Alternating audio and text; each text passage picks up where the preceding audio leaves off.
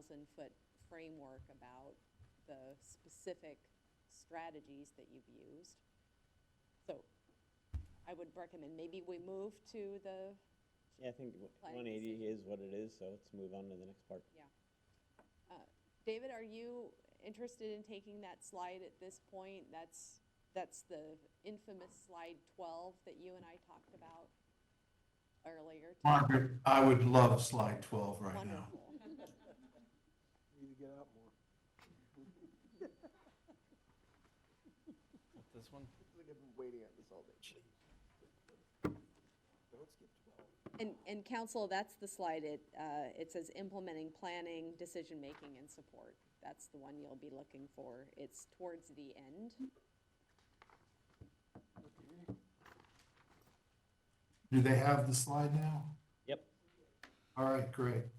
The next portion of our workshop, we thought it would be helpful to go over the different roles that the city council plays and what the legal requirements are, and dovetailing that into the discussion of compatibility when we get to the quasi-judicial issue. So I want to start off with, there are two hats that the city council wears. There's the legislative hat when you're making a legislative decision, and there's a quasi-judicial hat when you're making a quasi-judicial decision. And a legislative decision is the formulation of policy. And examples of legislative decisions are the adoption of a comp plan, the adoption of a land development code, the adoption of amendments to a comp plan, or adoption of amendments to a land development code. And when you're wearing your legislative hat, you can deny a proposed comp plan amendment for any rational basis. And you can discuss with citizens outside the city council hearing, because there is no ex parte communication issue like we have with a quasi-judicial hearing. So you're allowed to chat with your constituents, you're allowed to chat with the applicant, you just can't chat with each other. But the legislative hat gives you a lot more flexibility. And if you deny a comprehensive plan amendment, the lawsuit challenging a denial is what's known as a trial de novo. And a trial de novo is a regular non-jury trial. You start from scratch. There's live testimony, there's live depositions, the case is heard by a judge. And kind of the most recent example I think that the city experienced was in 2023, when three hardworking Americans filed a request for a new comprehensive plan amendment. They wanted a new comprehensive plan future land use map category, and they wanted to convert DRGR to the new category. And the city council denied, and three hardworking Americans sued the city. And I want to just spend a couple of moments on that, because it helps tell you what your powers are. It's a very deferential standard that a court applies when the city denies a plan amendment. It's known as fairly debatable. The court, in its order in our favor, said the court finds that the city council's legislative decision is fairly debatable. There are many conceivable reasons why the city council could decline to adopt a specific policy vision proposed by the plaintiff. Moreover, while the actual reasons for a legislative decision are irrelevant for purposes of fairly debatable review, the court finds that the concerns identified were explicitly addressed and recognized at the city council hearing. And some of the things that the court stated were appropriate for the city council to base its denial was the impact to traffic and transportation, requiring the city to spend public funds on roadway and bridge expansion, and abandoning its pedestrian-friendly plans for Terry Street. It also pointed out that directing 700 dwelling units away from the downtown area into a rural area was inconsistent with the city's strategic priorities of DR/GR protection and downtown revitalization. So the court agreed with the city that those were legitimate grounds to say no, and the court ruled in the city's favor in 2023 when the city denied that new plan, future land use map category, and changing the designation of property DR/GR to that new category. Now, that's when you're wearing your legislative hat. You're wearing your quasi-judicial hat when you're applying your adopted rules. And if you think of rezonings and development orders, somebody submits an application and the city evaluates that application for compliance with the comprehensive plan and the city's land development code. Under that scenario, the city must base its decision on what's known as competent substantial evidence. During the local government hearing, the city council hearing, testimony is placed under oath, and there's an opportunity for cross-examination. There must be a disclosure of any communications outside of the city council meeting.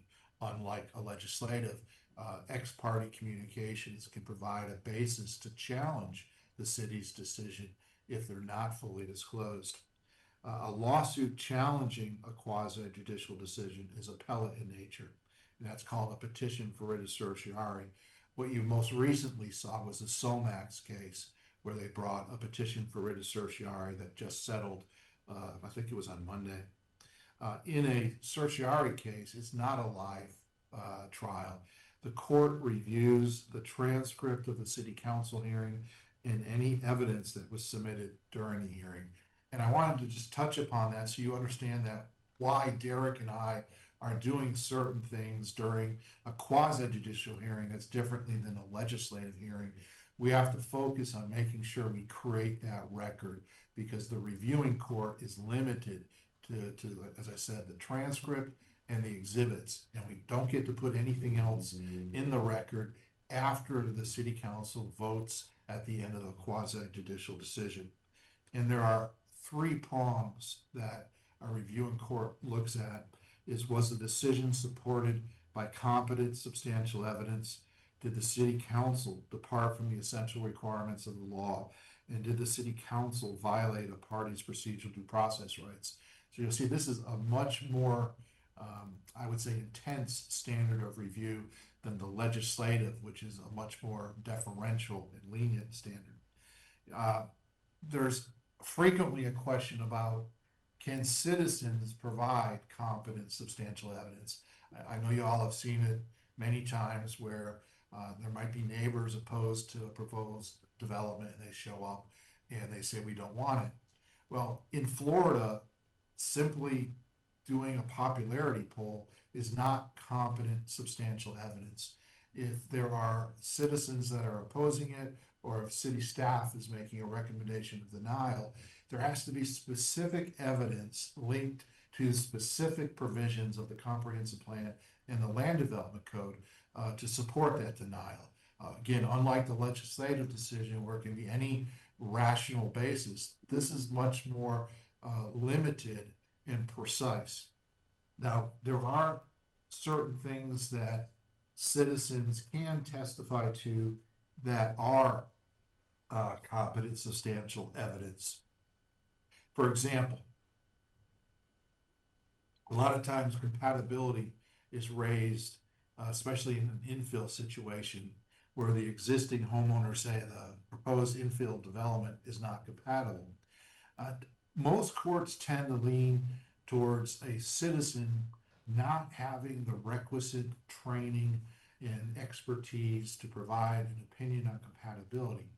But what citizens can do is provide the factual data, such as how many homes are in the neighborhood, what are the heights, is it a mixed-use community? Those are all actual facts, and citizens are allowed to testify to relevant facts. Is there an eagle nest on the property? Citizens can't testify about issues that require specialized training and expertise. Whether a road can accommodate additional trips. that requires a transportation engineer. Whether a proposed use will result in decreased property values, that requires an appraiser, somebody with training and expertise beyond a layperson. And it's important for the city council to base its decision on competent substantial evidence, because if you recall, that was the first prong that I mentioned the court will review. So if the city council is inclined to say, "Look, we don't want to approve this particular development based upon the opposition," you need to make sure that there's evidence in the record to support, and that evidence is competent and substantial, that it will withstand judicial review. And as I said, one component, especially with infill, is compatibility. And I've litigated compatibility cases for almost 30 years across the state of Florida. And I want to start with two definitions. There's a definition in section 163.3164 sub 9 Florida statutes. That's now the Community Planning Act that used to be known as the Growth Management Act. And the definition of compatibility means, quote, a condition in which land uses or conditions can coexist in relative proximity to each other in a stable fashion over time, such that no use or condition is unduly negatively impacted directly or indirectly by another use or condition. And the word that's really crucial in that definition is unduly. And I pulled a definition from the Cambridge Dictionary. And unduly means more than is necessary, acceptable, or reasonable. And so what the courts have held, both at the Division of Administrative Hearings and in circuit court, that some level of a negative impact is acceptable. It's only when that negative impact rises to the level of being unreasonable or unacceptable that the proposed use would not be compatible. And you frequently hear, whether it's at planning conferences or in courts, that the concept of compatibility feels very subjective versus objective. And what I've tried to do in the cases that I've litigated and the expert witnesses that we've used is to base compatibility on objective criteria. And some of those objective criteria are, what are the heights of the surrounding and nearby structures? You can quantify. And what's the height of the proposed use? What are the uses of the surrounding and nearby structures? Is the development pattern a mixture of uses or predominantly one type of use? And you'll read in the planning literature, and the planners with lots of experience will tell you that a development pattern of mixed use can withstand changes in uses better than something that's predominantly one type of use, like dropping a commercial use into a single family predominant neighborhood. Will there be a loss of privacy? Are you putting a taller building next to lower buildings? Are you putting a high rise in close proximity to single family where the folks in the high rise can look down and see folks using their backyard or their pool? Will the proposed use introduce noise, lighting, odors? I mean, these are all objective factors that you can quantify when determining whether a proposed use is compatible or not. A massing analysis, what is the bulk of the structures that are adjacent or in close proximity? Is the proposed use going to dwarf the existing uses based upon its mass and bulk? Will the proposed use cause instability in the surrounding and nearby area? We have a question. I was just wondering if it was duplicative in nature. It does, so maybe it doesn't dwarf something, but it's the same thing. I don't know, like a car wash or something like that, for example. I did not hear the question, I'm sorry. I was just saying, what if it was more duplicative in nature? So maybe it doesn't make, it's not a larger version of something, but it's a service that there's already something of, for example, a car wash. It depends on, if you're gonna use a car wash as an example, let me break down a couple scenarios. Are you plopping a car wash adjacent to a single-family neighborhood? Are you plopping the car wash into an area that is significantly developed with other commercial and non-residential uses? I think that determination is driven by what's already there and how will the new use potentially adversely affect the existing uses. Does that answer your car wash question? Yeah, kind of. Okay. So it's not an issue of us deciding, like, when I was in Manhattan, 3 futons opened on one side of 72nd Street, and on the other side, 2 others. And I'm thinking, oh, you guys are so stupid. But you know what? They all made money. So who are we to decide where a location is to, right? So that's not, when you talk about compatibility or unduly harsh, we don't get into the nature of competition, capitalism. No, not economic competition. That is not a factor that should be utilized in evaluating an application. But if you're looking at, let's use the car wash again. If we're looking at putting a car wash adjacent to a single-family neighborhood, that's not economic competition. That's going to be noise. That's potentially going to be odors. It's going to be potentially lighting. Depends on the hours of operation. How is that going to adversely affect the ability of residents to enjoy their properties? A lot of this compatibility concept, I think, is driven more by residential. And I've even seen arguments that residential next to residential can raise compatibility issues if you're going from large scale lots, a rural type of development pattern, and you're going to a much more dense, intense residential product. And I've heard concerns about compatibility with the amount of people, the amount of traffic, the amount of noise. I think it's a tougher argument to say residential next to residential, unless you're looking at a high-rise apartment, is incompatible. It's, I think, a more frequent issue, non-residential adjacent to residential. Thank you. You're welcome. So we wanted, as part of this workshop today, just to kind of touch upon that legislative, quasi-judicial, what are your constraints, and how you can use compatibility in your determinations. Thank you.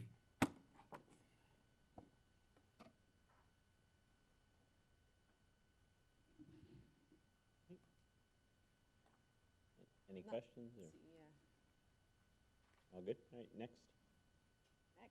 okay. Mr. Thirak, are you able to stay on for the rest of the session as well? Would you like me to? I would like you to. I think we would all like you to. Yes. Well, I'd be happy to. So the next part of the discussion that I'm doing a quick time check here. We're at about 54 minutes left or so for the rest of the, oh, are we ending at 5 o'clock or 4? I say 4. I think we said 4. I think when we're done. Okay, when we're done, all right.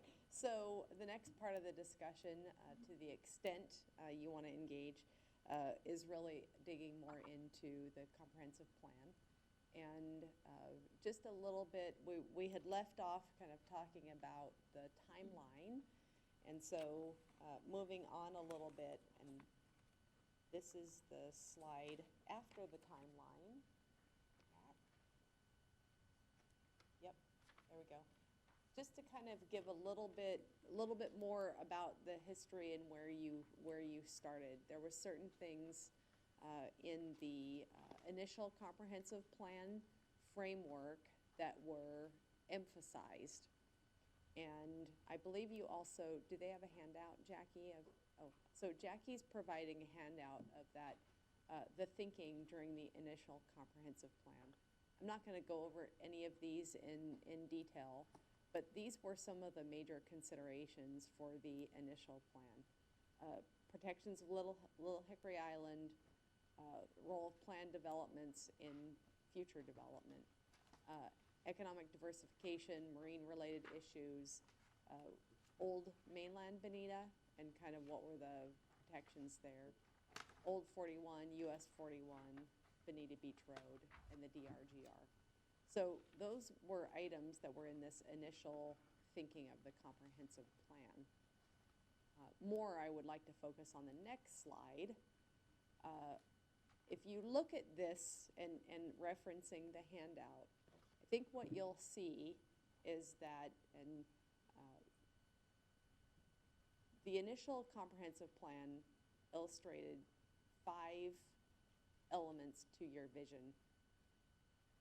Those have maintained consistency throughout your planning history. The addition was to recognize the definition of downtown. So that was really the only change in your vision since you began. That's a good thing because it's enabled the council to still consider how change can occur, but the framework of the things that are important in change. So noticing that, and I'd like to have a little discussion about that too. At the same time that change is really necessary. So you have things coming up, not just from the state, but you've learned some things over time with the comprehensive plan about what's worked and what hasn't worked so well. So thinking about growth, for example, and thinking about how demographics have changed.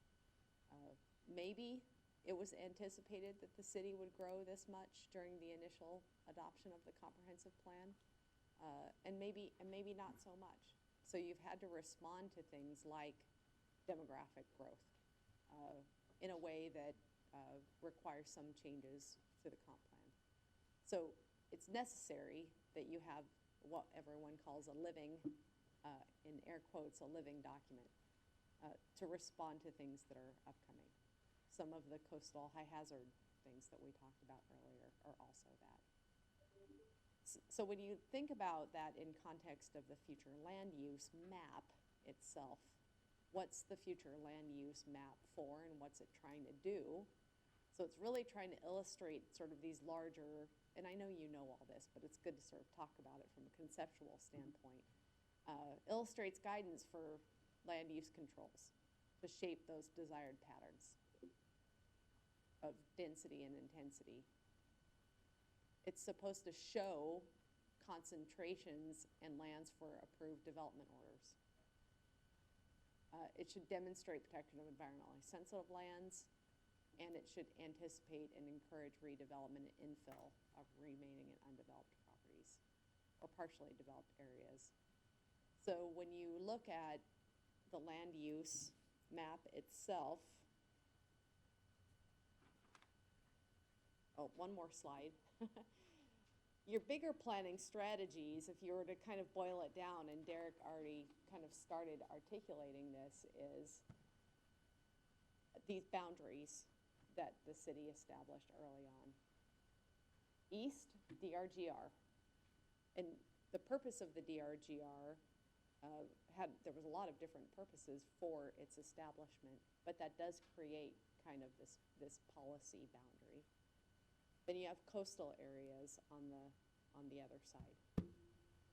In there, your bigger strategy has been around coastal management, a downtown strategy, and then corridor and transportation strategies. We haven't really talked about the transportation and corridor strategies in detail much today, but when you look at kind of the overall of the future land use map, you can see all of these larger strategic initiatives embedded in the map and in the future land use element. So if we kind of turn to the map now a little bit, I want to see if staff, if you want to add anything, John or Jackie might, to add anything to that discussion about conceptually how we want to look at the. I think you're doing great. fantastic. Forget to give me a copy as well. Who thinks they're doing great? And Chris, I think this kind of goes to your discussion is now is a good time to kind of talk about what is it that council sees of your initiatives?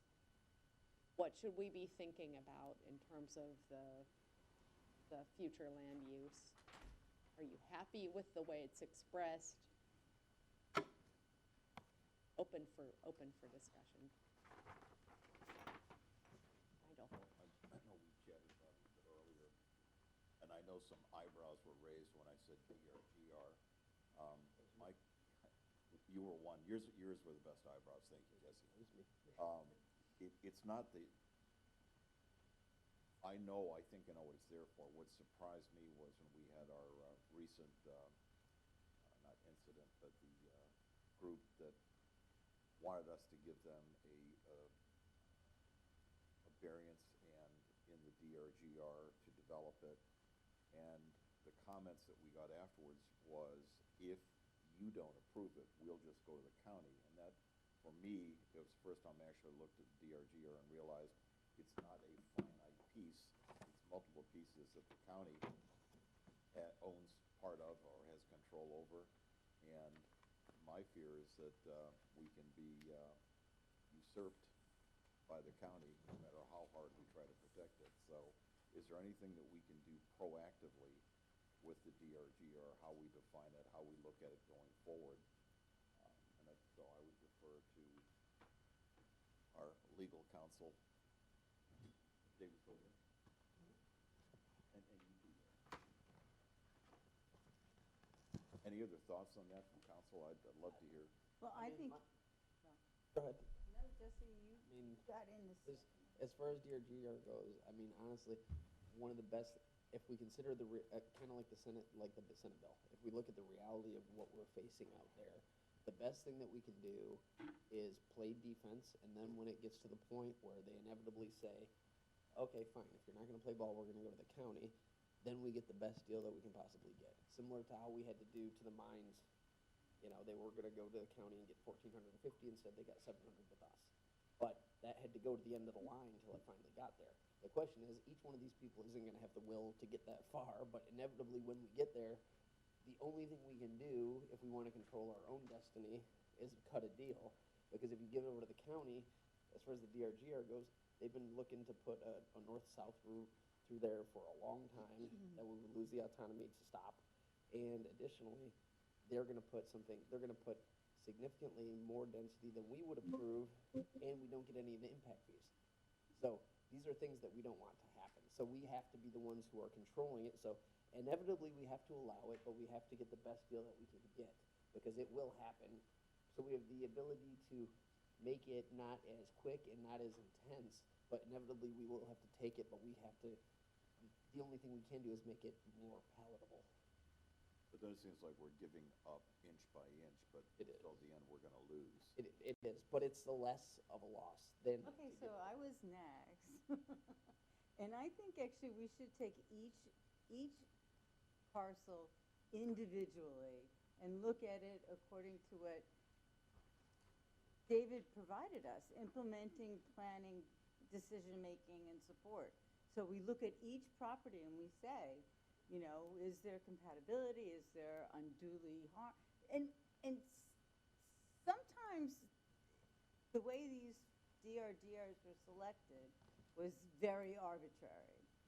And I think we should go with nature, and, you know, as Matt pointed out, if it's in the way of a floodway, you're gonna get it. Now, flood zone is different. So what is this DRGR and how is it classified? Because if we deal with Lee, if somebody says, well, we'll just go to Lee County, they will get significantly more density, more intensity, more of everything they want. And we don't always have terrific folks who are developing it, and all they want to do is flip it. And so they flip it to somebody who doesn't even know Bonita Springs and doesn't want to keep the charm. Like London Bay didn't sue the city, but it purchased property that was, we lost in a suit, and it was horrific, and it was appealed, and we lost again and lost even harder. But, you know, London Bay didn't smack it, but the other company might have, or the company that would have bought it instead of London Bay might have smacked it and done the complete build-out, which they are entitled to. We don't have any say, because we can't go back up. We've already appealed and lost. So if we do the DRGR, according to how David sort of said, we should do our latest legislative decisions and then how we make our quasi-judicial system, decisions, which would be a DRGR because it's already been land classified. So we take each parcel individually and check it out. And sometimes it can be for the better. So that's my opinion. Now, Derek, Nigel, you were going to say something? No, I already said it. Well, I think that between Jamie and I probably have the biggest amount of DRGR land sitting out there east of 75. And my fundamental question, and we're going through this discussion now, and is, one, everyone's concern is the T word, traffic. We have no solutions for it. We have none. Zero, zip. I know, shake your head, Laura, that's fine. But We do have a solution. it's coming, so is Christmas. But we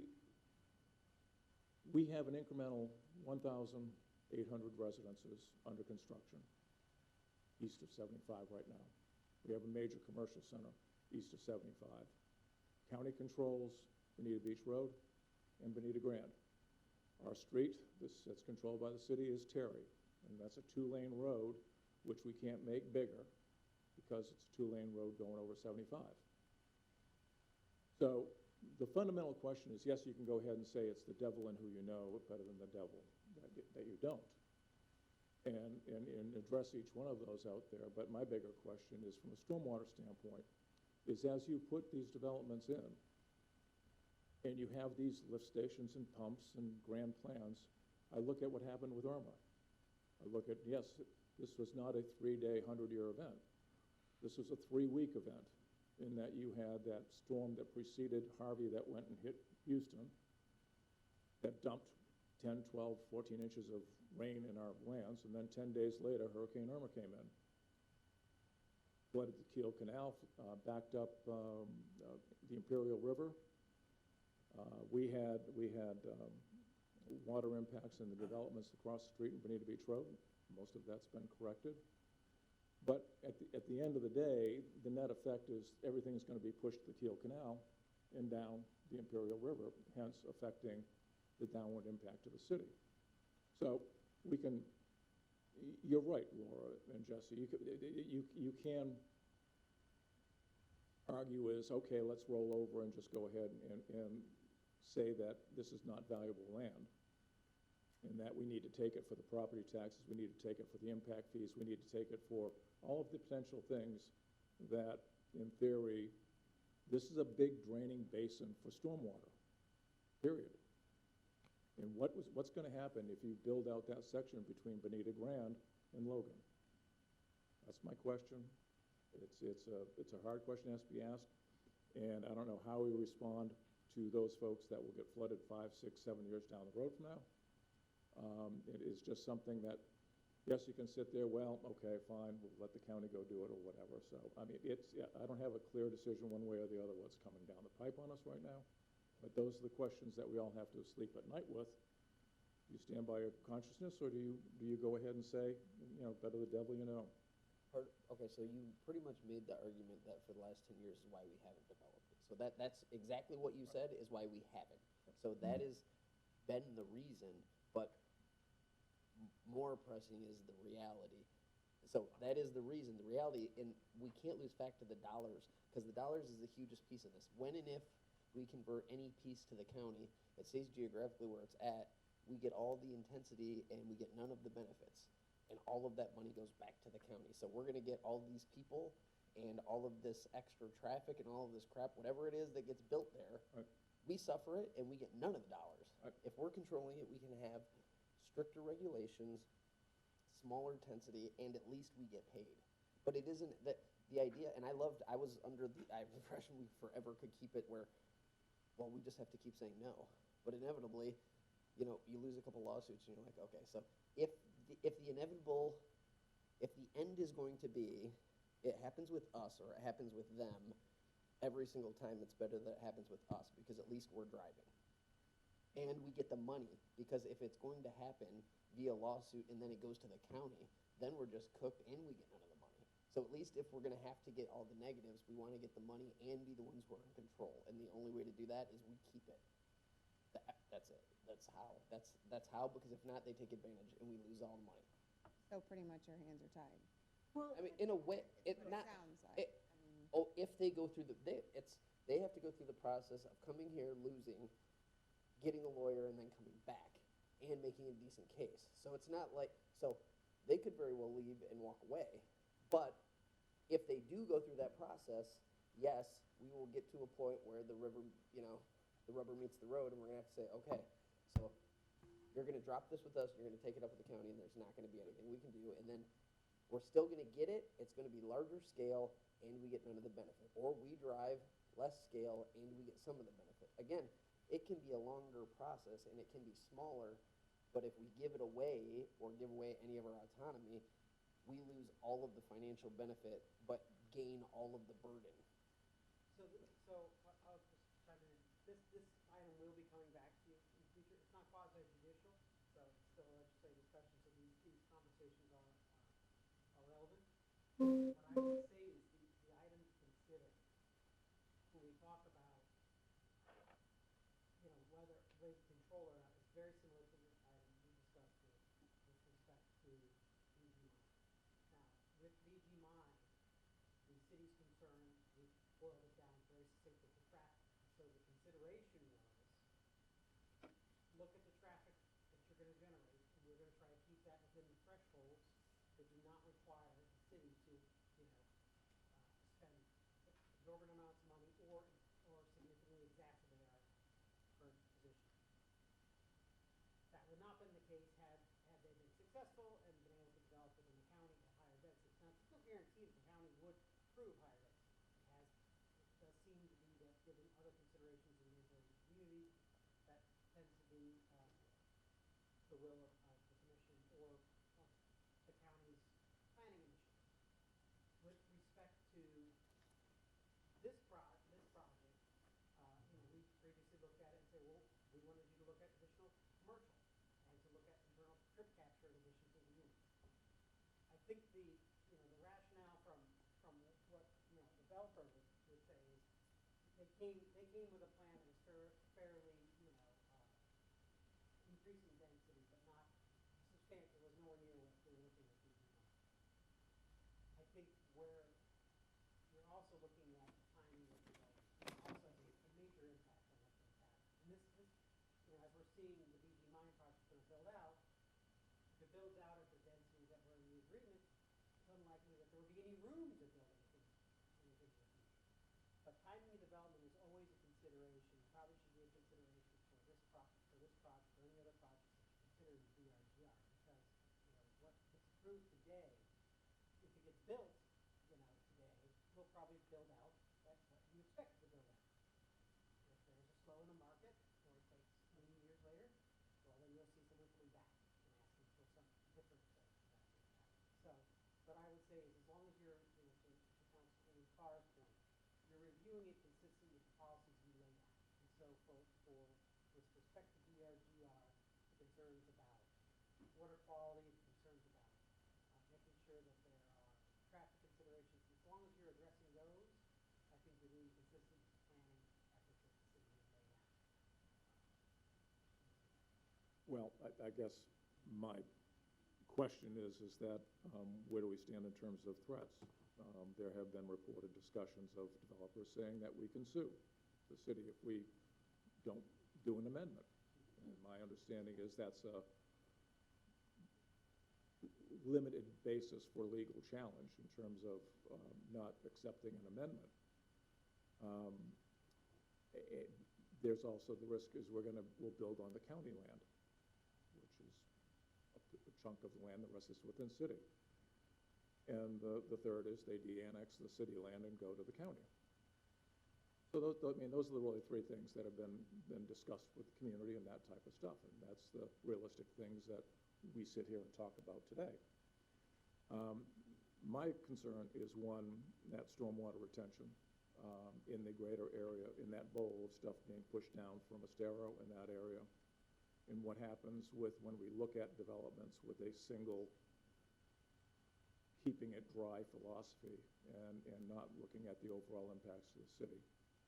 Second piece is, regardless of what happens with the limited DRGR that we're referring to, is the bulk of it is about a mile-long section that, regardless of what the heck we do with this property, sits in the county today, between Bonita, Grand, and East. And everything else east of our little section there is basically Crew and South Florida Water Management District. And then we go north, we will have that issue probably along in the future, potentially with Bonita Grand. And I really didn't want to get into legal discussion, but the discussion the concern and question I had is if we were to go ahead and do an amendment on a case basis, could an organization like the Three Hardworking Americans come back and potentially sue us for not letting them amend the comprehensive Oh, plan? no, they'll get, if we open it up for anybody, everybody who we told no is coming back with a lawyer. So I'll try to answer that easily. Yeah. When we had when we settled the BG mine case, we did that knowing full well that adjacent property was gonna come. And they did, and they challenged. Because again, these are legislative decisions based on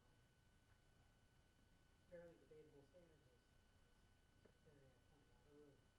And you can get into a wide degree of latitude when you're talking about reasonably debatable situations between multiple different pieces of property, different development proposals, different access, different utilities, different impacts on water.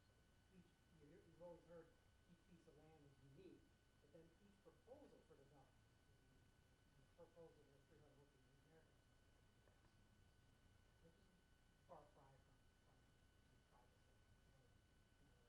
And they were gonna move the water, and then they decided they weren't gonna move the water, and it was sort of wherever it ends up. So there was unduly hardship going to be caused in the neighborhoods. So, I mean, when they did that, I mean, it was sort of a done deal for them. I think, I hope that answers your question. You can't prevent anyone from filing. We'll talk suit, but I don't know we'll talk later. that one action, while it may precipitate actions by others, doesn't mean that it's. I mean, this is more of a global thing from our comprehensive plan in general, and it's more of a question is if we take a case-by-case basis in DRGR, and we make a decision to go ahead and amend to accept some level of development future use, does that then open up the potential risk of lawsuit by those that may have been turned down in the past? I'd have to ask if Dave's still on the call, if he's got any input on this as well. I'm here, Derek. Do you have any additional to add on that one? Sure. Council member, I do not see an amendment today to a different property owner reopening the door to somebody that you said no to. The time frame to challenge that decision would have already run, and decisions that they did challenge, we won in court. So they don't have a basis to then somehow go back and say that they're entitled to what they lost. Could they come back and reapply for a planned community? Anybody can come in and apply. I completely agree. Does a legal standing change if we, within recent history, made the approval to change from DRGR to some other designated land use? What they would most likely try to do is say that their property is substantially similar to the property on which you granted an amendment. And if the city did not want to allow property owner Z to have the amendment, we would need to demonstrate why their property is different than the property that you granted. And that's a very lenient test. It's very rare that a court's going to say, because you granted property owner Y an amendment, you are somehow creating a legal expectation that property owner Z is entitled to the amendment as well.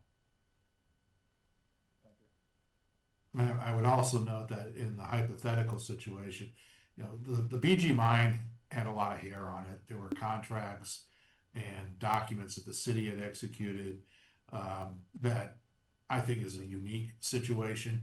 I think in most instances, you're going to be in a position where you can say, no, we're not going to de-annex. We're not going to contract. And it's very hard for a property owner to successfully sue a city to compel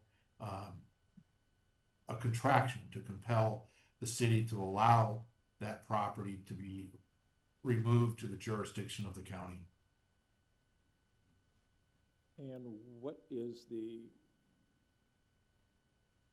process that a developer would have to go through to de-annex from the city to go to the county? Petition for contraction, which is heard by the city council. BG Mine tried that. That was one of their, I think we had 6 lawsuits at one point pending from BG Mine, and the city council denied the petition for contraction. And there was just something that was still out there. There was a possibility that the property could go to the county. I did not believe it was a high probability that they would be successful given the documents that were at issue in that case. But a de-annexation or a contraction are how the two terms are typically thought about, and it's just very, very difficult for a property owner to win that. Thank you. Yes, sir. But then, okay, so say they try to de-annex, we don't let them de-annex, we're still in the default position to tell them yes or no. And then if they can't de-annex and then we tell them no, then we're still getting back to the point where they're gonna be like, okay, then we sue. It sucks. It goes round and round. It's every single one of them. How many actual parcels of DRGR do we have?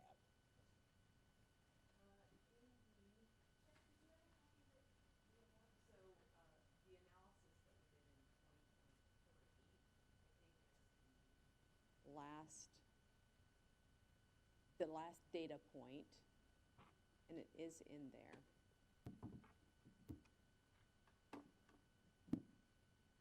The lady with the copies.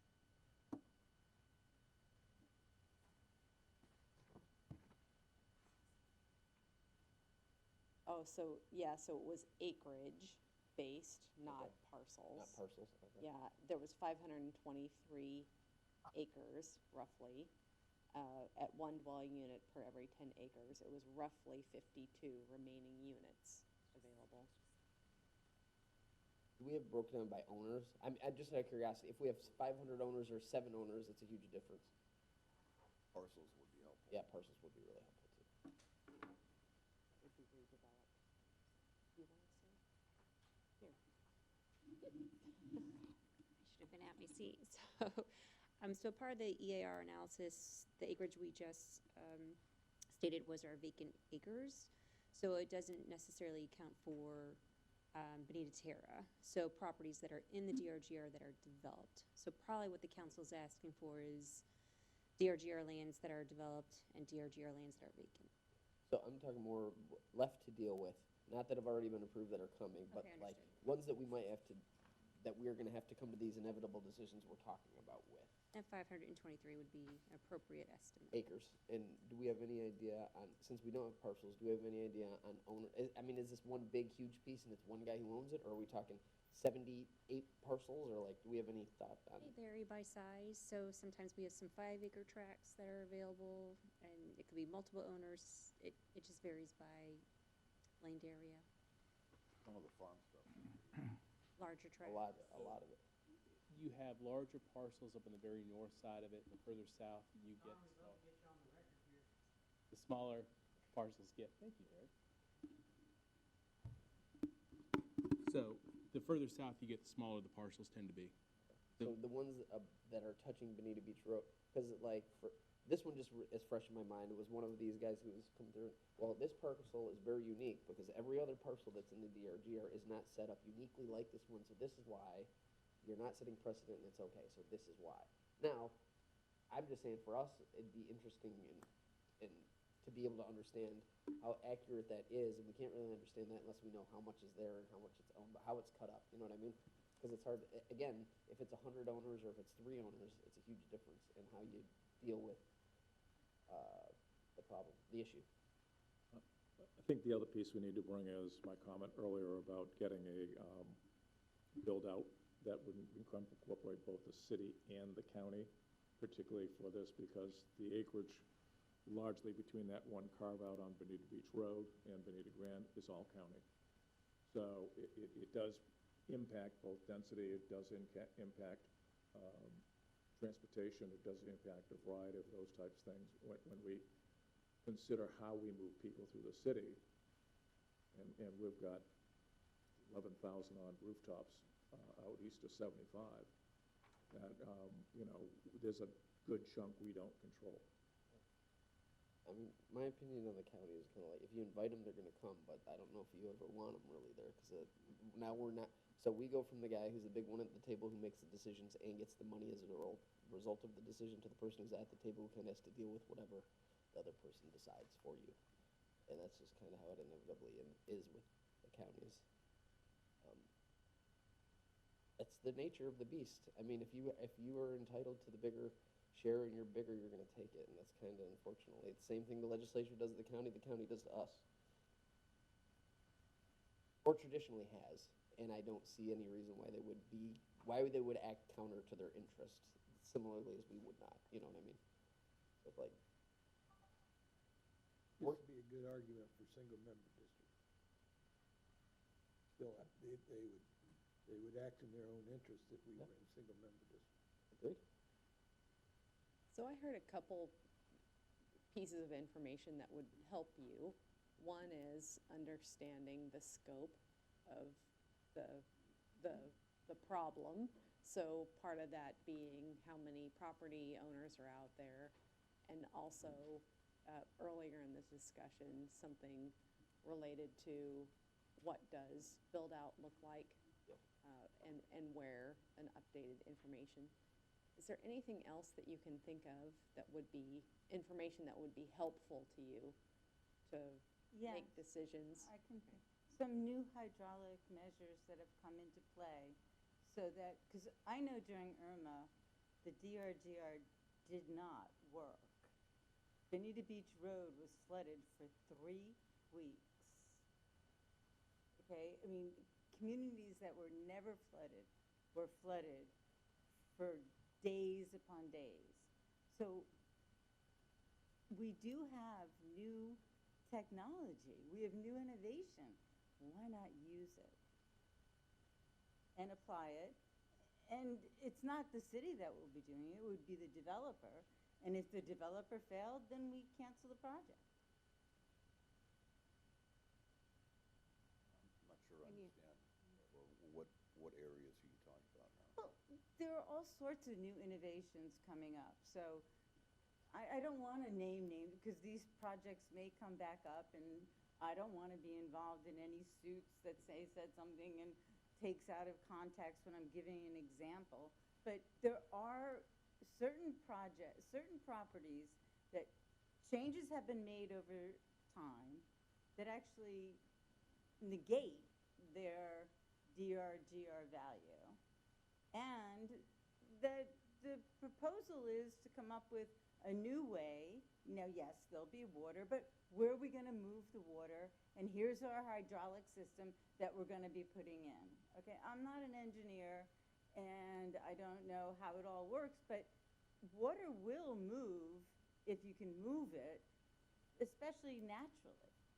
And so I say if the owner of the property can show that the property is losing its value as a DRGR, and that they have a system that will remove the water and move it where there won't be any detrimental effects to neighboring areas or our streets, then we consider it. We at least consider it. I mean, that's kind of the do no harm situation that we're in now. So every development that we have has to meet specific criteria that they can scientifically prove makes it essentially better than it was prior to the development. But I mean, sometimes you see these studies and you're like, okay, so traffic's going to get better, really? Okay. But point being, these standards are there and are in place, and we aren't currently giving development orders for places that are making, on paper, the area that they're developing in worse. Because that's part of the standards of trying to get through the development process. And you go through, various state, federal, and local regulations to ensure compliance. So But we are trying to make movement on infrastructure. We just keep getting sidetracked onto different projects, but we're almost ready to get a road off of Bonita Beach Road around Public. We're almost there, okay? And then Tennessee, we are going to be changing and bringing that through. I mean, we don't talk about the proposed changes that we hope to make and that FDOT hopes to make, but everybody runs out of money.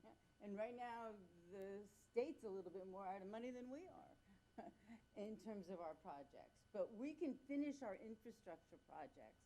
And I think we should stay focused on the downtown infrastructure and the Bonita Beach Quadrant infrastructure and get those done.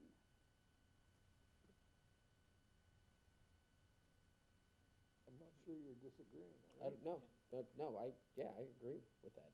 We agree more than you want to admit, but that's okay.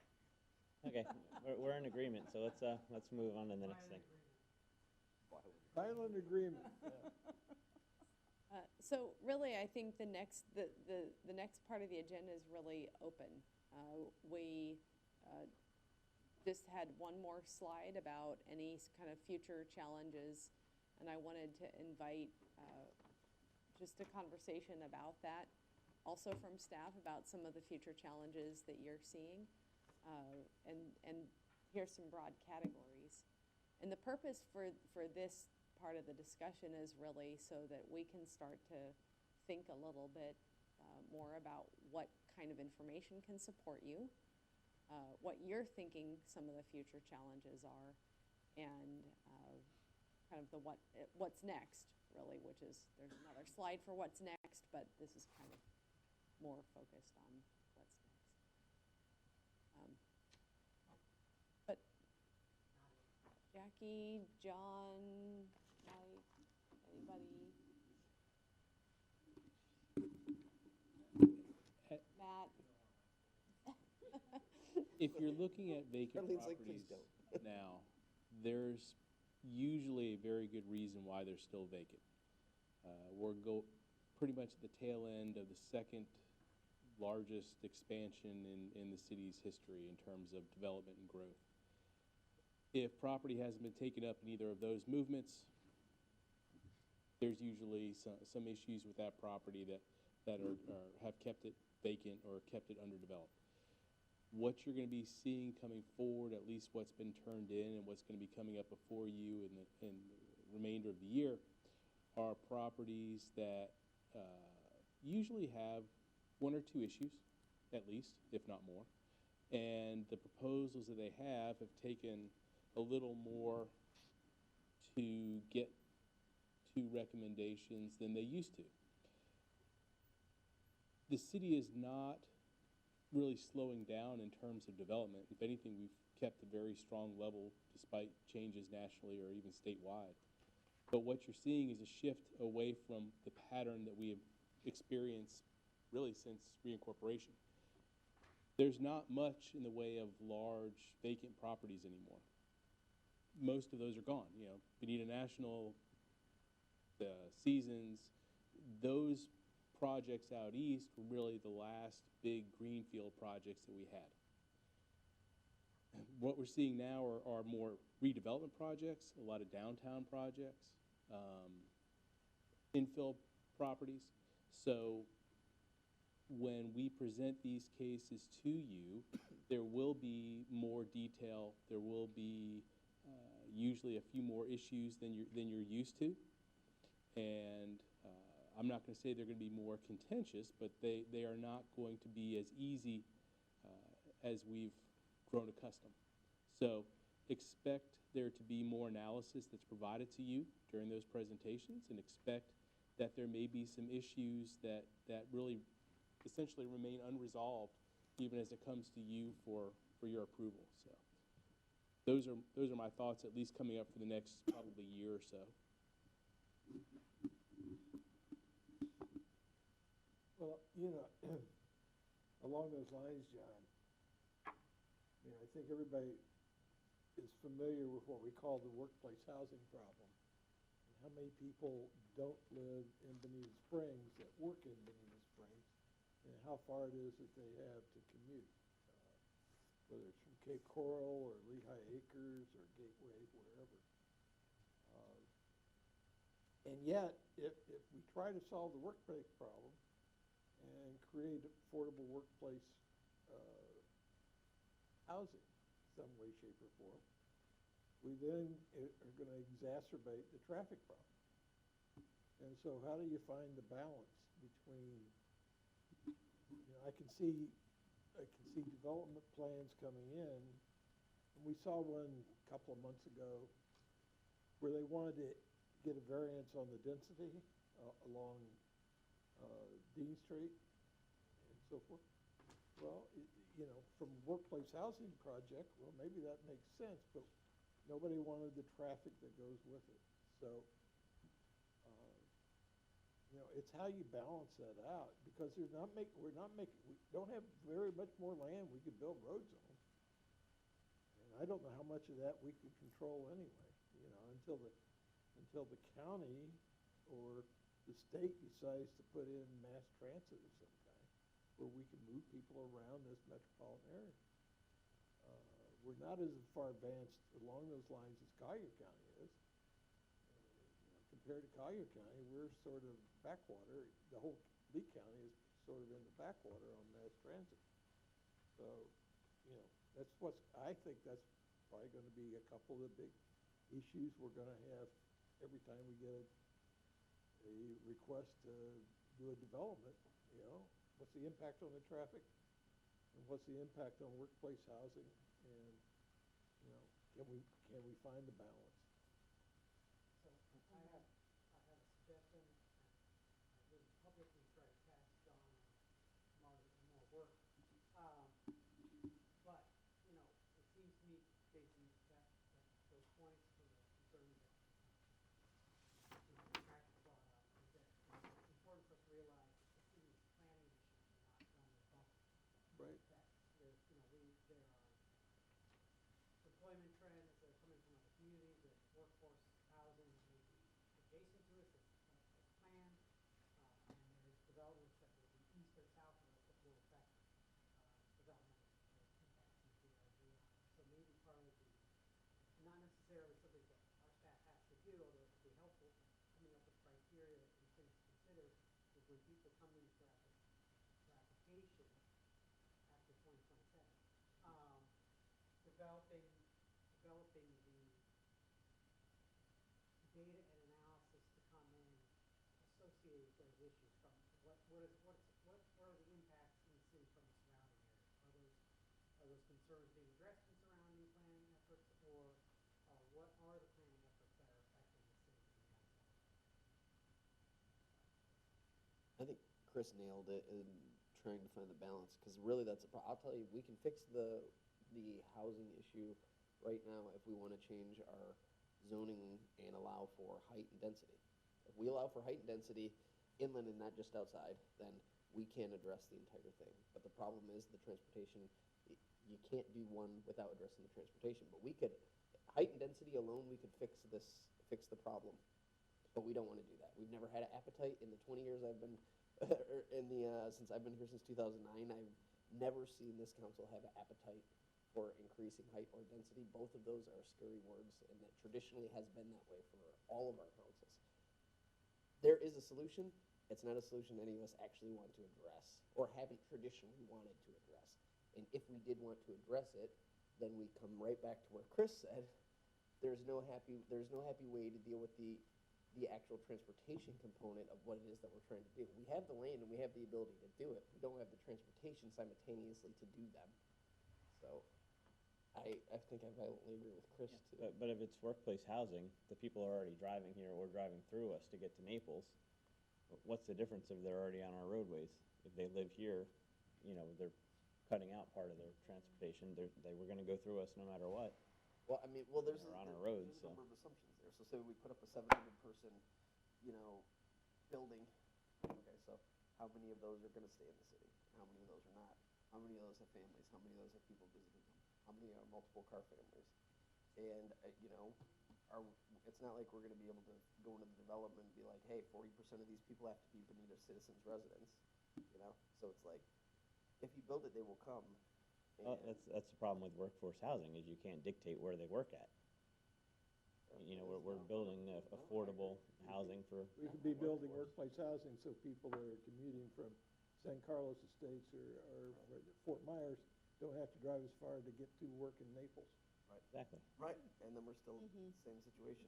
But, then we can say that we at least moved the ball on the affordable housing side, supposedly, but then everybody who actually lives here and already and currently paying taxes is already mad at the idea of any single, of us letting a popsicle stand open because there might be more cars. They're gonna be way more mad about this.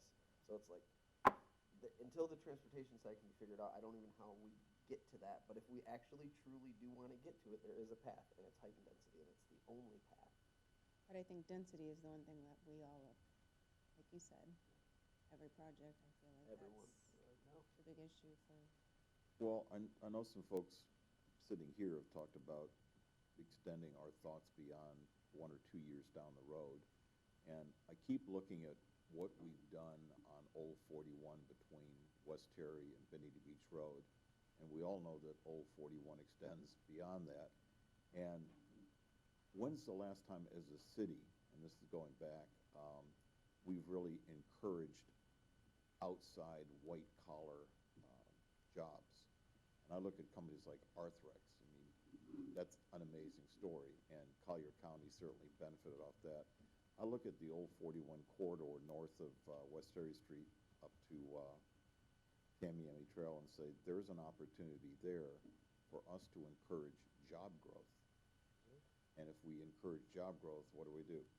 More tax revenues, obviously, but then we create a small, not a solution, but we're addressing a problem of our residents maybe getting on the roads and not having to go elsewhere. They work and live in the community, or they live and work in the community that they call home. That land is there. It's going to get developed, and what can we do proactively? I know some of these cities have people go around the country appealing to big companies to either relocate or expand to their city. Why are we not doing that? I mean, I know we're government-like, but there's some pretty smart people sitting on that side of the table, obviously, not over here.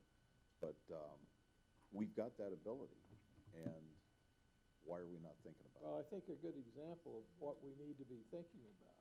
I'm sorry? I think a good example of an issue that we ought to be thinking about, and I brought it up a couple of meetings ago, is the recent acquisition by Herc of the company in Baton Rouge, okay? So now they got a choice. They either stay here or they go down to Baton Rouge. And, I don't know what the property differentials are in terms of price and acreage and all that, but we've got nothing in place that I can think of that would fit that whole need that they may have. We ought to be. Well, have you met with them? Because they love it here. They have no intention of leaving. Well, that's true, yeah. But that's negotiated. they're telling Baton Rouge they don't have any intention of relocating. They're trying to cut it to Until Baton Rouge says we're gonna give you this concession, this concession. They'll give you 20-year TIF financing and, entice you to come down there. But yeah, But Oh, behind Arlene us- was here when Hertz was looking at relocating, and the city of Bonita Springs had a big part in attracting them here. We thought we might be able to get them inside our city limits, but it did create jobs, and they're still here. And there's lots and lots of companies out there, and I keep saying white-collar jobs, but that's what we don't. We don't want manufacturing jobs. But especially with this IT and artificial intelligence, there's a lot of companies that are just looking for quality of life because they can sit in a building and work and don't need a lot of major build-outs. And what do we offer? We offer a state with no income tax. We offer Bonita Springs. And we say we don't have affordable housing here, but when you look at certain markets not too far from us, our middle-class housing is affordable. You hit on something important on as far as Old 41 goes. I don't, and I may be wrong, Arlene will know if I am, but I don't think there's actually been a concentrated effort passing west of 41.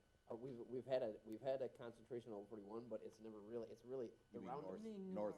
northwest, Sorry. yeah. I mean, there's been, some attention to Rosemary Drive and a couple other things over there, but really that roundabout was pretty much, that was the huge, and then out to Beach Road.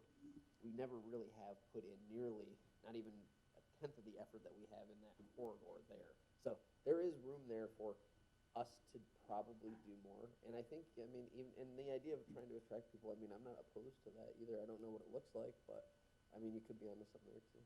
But, and the irony is that originally, that section of Old 41 was going to be the gateway to Downtown. downtown. Downtown And was. then it was just abandoned, and we just focused on, well, the more logical Bonita Beach Road, but, Once upon a time, the downtown was actually going to be where the old library was, I believe. And Correct. and I think to your point, Jesse, that we do need to revisit that downtown overlay. We really do need to take that up to Burnwood. I think that this is the next area for revitalization, rejuvenation, whatever the heck you want to call it. To your point, it kind of stops at Terry, and you almost need to run just short of the Burnwood type developments in that area. And I think we ought to, from a housing and the transition as the downtown develops, I think we need to contemplate what the residential districts 8 to 10 blocks east and west of 41 look like, and as that transitions, what do we want our land uses and what do we want our zoning to be to address a lot of the issues that have come in as variances or deviation requests to make sure that we're ready to accommodate that. And the last real point on going back to Chris's comments on affordable housing and workforce housing is, I know our hands are tied, but the biggest concern I have is any efforts that way is that a lot of this development will likely be sublet and used as seasonal rentals versus taking advantage and providing 12-month leases, and that's my inherent concern with some of the regulations in terms of our ability to go ahead and legislate minimum leases and stuff like that. So I don't know how we solve that, because I just have visions of whether it be ADUs or whether it be small developments that are built up and so forth, where they're going to be 90% rentals in terms of the season, because they'll take their $6,000 or $7,000 for 4 months, and they make their nut. Well, the good news on that, though, Jim, is you've got Fannie Freddie regulations that if you want to finance something, the amount of rental properties that are allowed in any development are restricted. So you've got that as a backdrop, knowing that you can't have the 80, 90% more, and the value of those properties have been determined to be not very good long-term. So That's So some we have- solace. it's some. Is Theory Act still on? Are we gonna say, because we've gone off our agenda. I don't think we have gone off our agenda. We're talking about future use and what we want to do as a council. Very hypothetically, but is this something that Diriac has to be involved with? You're gonna, I think we're just talking conceptual thought processes on how we would move forward. I don't think there's nothing concrete that David needs to be like, you can or can't do that. But you know, I think it's great, David, you know, chime in, but I think it's great that he hears what we think as a council and where we might be thinking, and I'd hear him jumping in if he thought we were on a tangent. I'll have a question for David. David, if you look at the size of Bonita Springs, and, you know, we're about 55,000 full-time residents, probably up to 80,000 during season. Do you have other cities that you work with that you could especially point to that do an outstanding job with their comp plan and their land use that, you know, maybe it would be worthwhile for us to take a look at what they're doing? Is there any special models that we could try to take a look at? Bonita Springs. Good. So you're saying we're pretty good at what we do? Yes, you are. And you also have a fantastic staff to help guide you. I think you have among the best that I work with in the state of Florida. well, that's all right. Councilman, just to chime in on that, the cities that I've seen that have done the best tend to be those that have these discussions in terms of what they want to be when they grow up, and they match their regulations to that vision. If you all are requiring or encouraging what you want to see in terms of development and redevelopment, when somebody comes in along those lines, it's very easy to work with them to get approvals. If your comp plan says one thing and you all have much different opinions on development or the type of growth that you should see, it gets very difficult to have positive discussions with people. I know that there was a big push, gosh, more years ago now than I want to admit, with economic development in the city, and I thought it was a very successful push. I think at the time there was about 2010-ish, and the focus was how quickly can we get businesses in, and I think that effort goes to what you were saying before. Right now, a lot of our transportation problems involve people driving through Bonita Springs, not necessarily from one part of Bonita Springs to another. And when you start creating more than one opportunity for employment, those that live here or close to here have a greater chance to not only have shorter commutes, but if they change jobs, that next job would also be relatively close. So the difficulty that I think that we started off with, at least in my mind, was if you have a great company that's recruited to come here, those employees are fantastic. That's what you want. Those are the type of residents that you're looking for. If they leave that job, where do they go? And that's always been the next step in terms of that economic development in my mind that we needed to accomplish. So you actually had employment choices, and you had the ability to go from one job to another without changing cities. So everything that you were saying, I think, puts us on the right track in terms of making it easy to have discussions.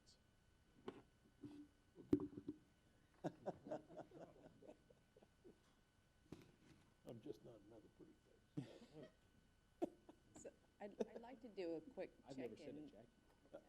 to see, Council, I heard her is giggle. this, when you had your strategic planning session, has this been helpful? Are there more things that you want to cover relative to the land use discussion? We have I've taken more than a page full of notes about some possibilities and some other things that could help you in your, sort of, when you're making decisions, support for your decisions, analytical tools, those sorts of things. Is there anything else you were hoping to accomplish? Well, just one thing I would say that I've heard, and I don't have cities of record, but there was some discussion about a number of cities suing over this, and they're trying to create it as a class action, and I would say that we don't end up on that list. In my opinion, I feel like that's probably not the list you want to be on. Like, I understand power and numbers, but pick our fights. In my opinion, I mean, I'm one of you guys, but I don't think we join on to that. Well, I will remark that one of the best pieces of investment advice I ever got was at a dinner one night with Jack Bogle, who's the founder of Vanguard Funds, and his favorite expression was, when in doubt, just don't stand there, do nothing. So you're less likely to make a mistake, so, especially. But does that also mean run? No, it doesn't mean run, it just means, don't be in a hurry. Right, Don't don't look join away the herd. from the tornado coming after you. So noted, and are there other things that you want to pursue? One thing maybe. Margaret, can I chime in on that for 1 second? Yes, please do. And I think this would be something for the council and for staff. We mentioned earlier that there may be a glitch bill, and maybe this would be a good time to start thinking about what we want to ask the representatives to include in the glitch bill, rather than, as Councilmember Purdy said, let's not sue, but maybe we can add to that wish list when they resume in January. Thank you, David. Thank you. One thing that Margaret and David and I and staff discussed is we wanted to see if we got enough accomplished today, if you wanted a second global scale one, or if you feel that the items that Margaret kind of pointed out, we could attack in individual topics and probably incorporate them into updates in regular council meetings, or if something becomes a larger item, then we might break out to a workshop before a council meeting, maybe the hour, like a CIP workshop an hour before, to kind of do a deeper dive into something like the affordable housing or. This is a good start. You have a good starting point, in my opinion. And we've got our one-on-ones with you, correct? Yeah.